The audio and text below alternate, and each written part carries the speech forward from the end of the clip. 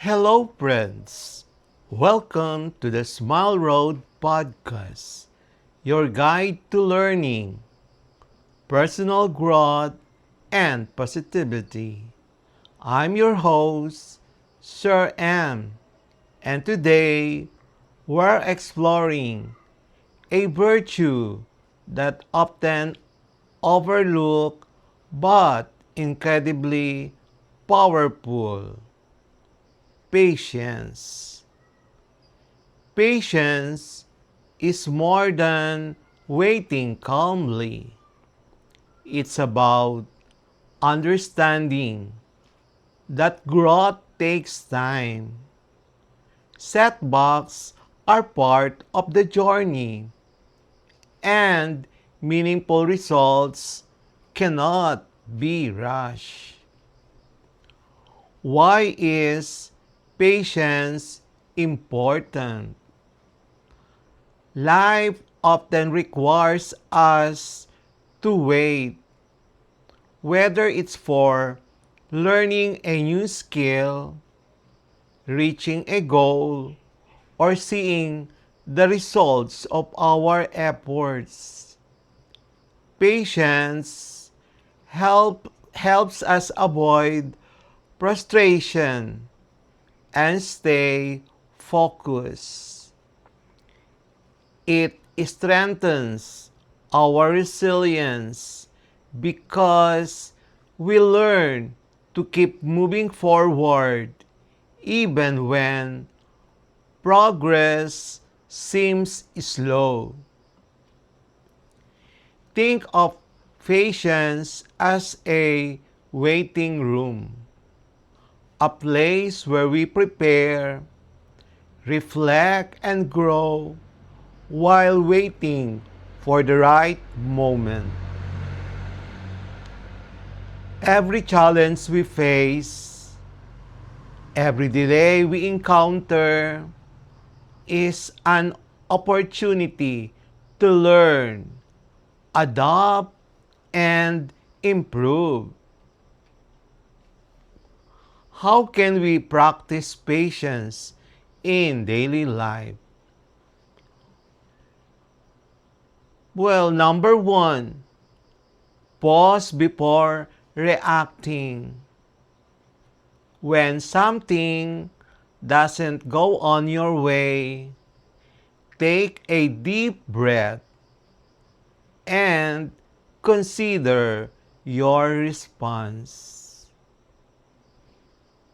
Next, set realistic expectations. Understand the mastery, success, and growth take time. Focus on small steps. Progress may be slow, but every step counts. Practice gratitude. Appreciating what you have today makes waiting for tomorrow easier. A simple exercise.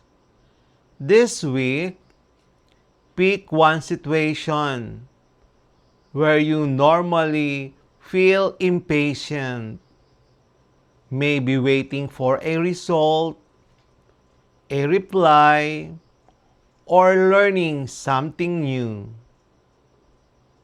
Instead of rushing, observe your emotions, breathe deeply, and focus on what you can do today to make progress, however small.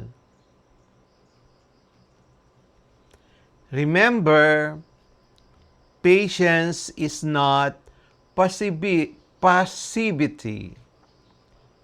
It's active growth while waiting. Life's waiting rooms are where we develop character, wisdom, and resilience. By practicing patience, will learn that meaningful growth and lasting success come to those who persevere with a calm and focused heart. So, take your time, embrace the process, and keep moving forward, one patient step at a time. Thank you for joining me in this episode of Smile Road podcast.